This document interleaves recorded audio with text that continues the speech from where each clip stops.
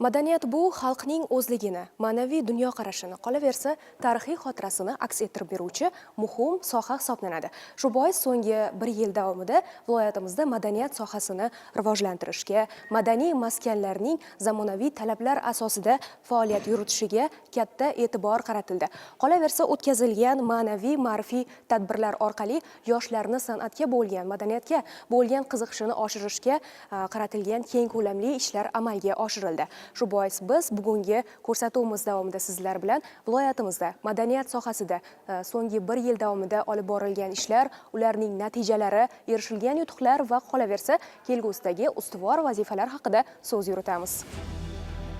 Bugungi kunda Surxondaryo viloyatida madaniyat va san'at sohasiga oid 118 ta muassasa samarali faoliyat olib bormoqda. Ushbu muassasalar viloyat aholisining madaniy ehtiyojlarini qondirish, bo'sh vaqtini mazmunli tashkil etish, ayniqsa yosh avlodni san'at va ijodga oshno qilishga xizmat qilmoqda. Viloyatda ikkita teatr, musiqali drama teatri hamda qo'g'irchoq teatri, Surxondaryo san'at saroyi, O'zbekiston davlat filarmoniyasi viloyat bo'limi, O'zbek milliy maqom san'at markazining viloyat bo'limi, O'zbek konsert davlat muassasasi viloyat bo'limi, shuningdek ko'zi ojizlar maxsus kutubxonasi va uning 14 ta filiallari hamda 75 ta madaniyat markazlari faoliyat yuritmoqda. Davlat konsert tomosha muassasalari tomonidan 2025-yil davomida jami 407 ta madaniy tadbir va festivallar o'tkazilib, ularga 171.352 nafar tomoshabin jalb etildi. Bundan shuni anglash mumkinki, poyoniga yetgan yil voha madaniy hayotida chinakam o'zgarishlarga boy bo'ldi. Surxon vohasi azaldan o'zining boy tarixi, milliy urf-odat va an'analari, betakror folklor merosi bilan ajralib turadi. Baxshichilik, dostonchilik, maqom san'ati voha madaniyatining ajralmas qismi hisoblanadi. Ana shu bebaho ma'naviy boylikni asrab-avaylash va kelgusi avlodga yetkazish maqsadida viloyatda 112 ta havaskorlik badiiy jamoalari faoliyat olib bormoqda. Ularning chiqishlari orqali xalq og'zaki ijodi, milliy kuy-qo'shiqlar va an'anaviy raqslar keng targ'ib qilinmoqda.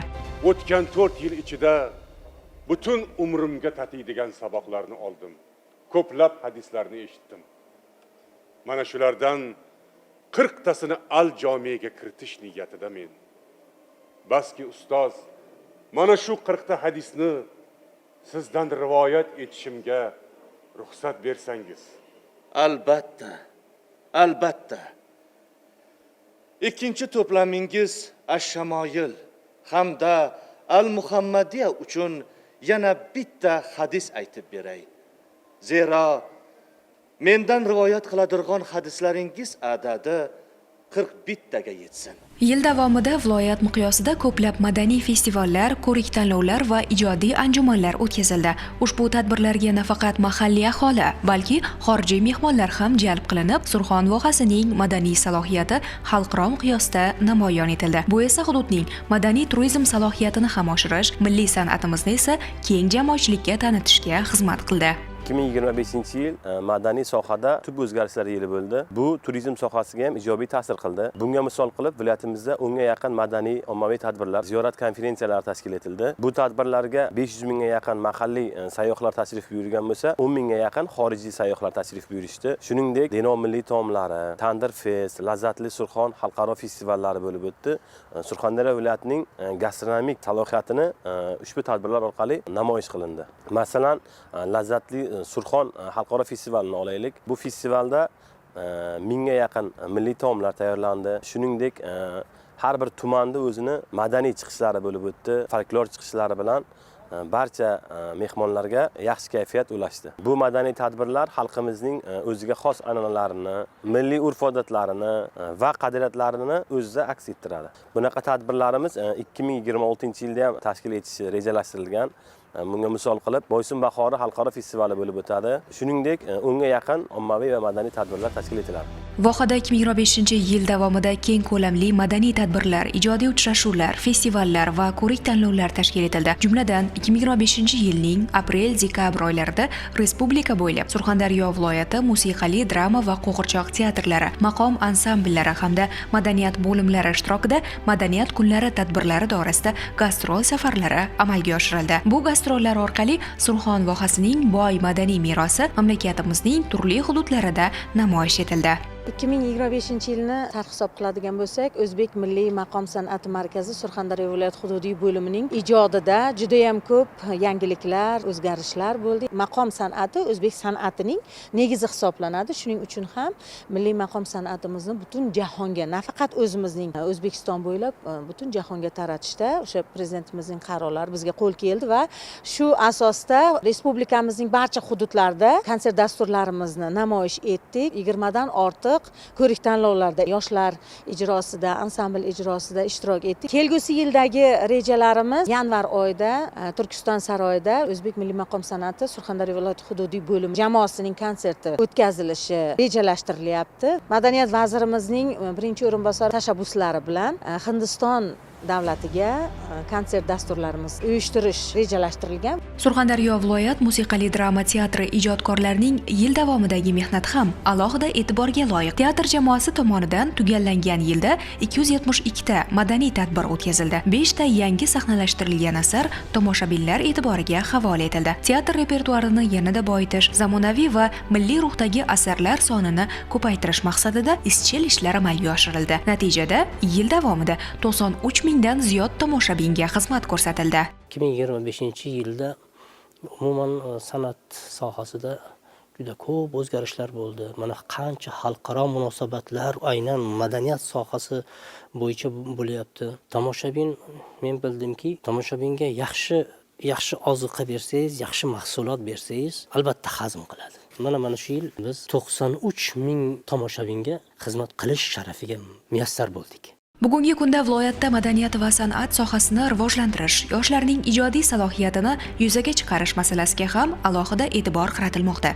Xususan, Surxondaryo viloyati madaniyat boshqarmasi tizimida 22 ta ta'lim muassasasi faoliyat olib bormoqda. Shundan bitta Termiz ixtisoslashtirilgan san'at maktabi, bitta Respublika baxshilik san'atiga ixtisoslashtirilgan maktab-internati hamda 20 ta bolalar musiqa va san'at maktablari yosh avlodning san'atga bo'lgan qiziqishlarini oshirishga xizmat qilmoqda. Ayni paytda 20 ta bolalar musiqa va san'at maktablarida 14 ta yo'nalish bo'yicha 3820 nafar o'quvchi tahsil olmoqda. 2025-2026 o'quv yilida bolalar musiqa va san'at maktablarida 19 ta yangi yo'nalishlar tashkil etilib, 91 nafar yoshlar jalb etildi. Bu ko'rsatkich o'tgan o'quv yiliga nisbatan 4 taga ko'payganini ko'rish mumkin. 2023-2024 o'quv yilida jami yo'nalishlar soni 183 ta bo'lgan bo'lsa, 2025-2026 o'quv yiliga kelib 207 taga yetkazildi.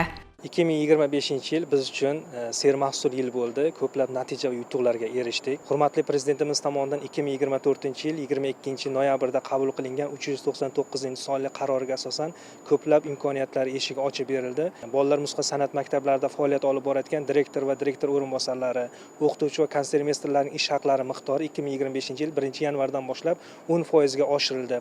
Shuning bilan bolalar musiqa san'at maktablarini saqlab turish bilan bog'liq kommunal xarajatlari davlat budjeti o'tkazildi va bolalar musiqa san'at maktablaridagi ota-onalar badal tushumlari o'z hisoblariga qoladigan bo'ldi. Bu mablag'lardan albatta bolalar musiqa san'at maktablari o'zlarining moddiy texnik bazasini mustahkamlash, iqtidorli o'quvchilarni qo'llab-quvvatlash bilan bog'liq maqsadlarga sarflanishi bu keng imkoniyatlar eshigini ochib berdi.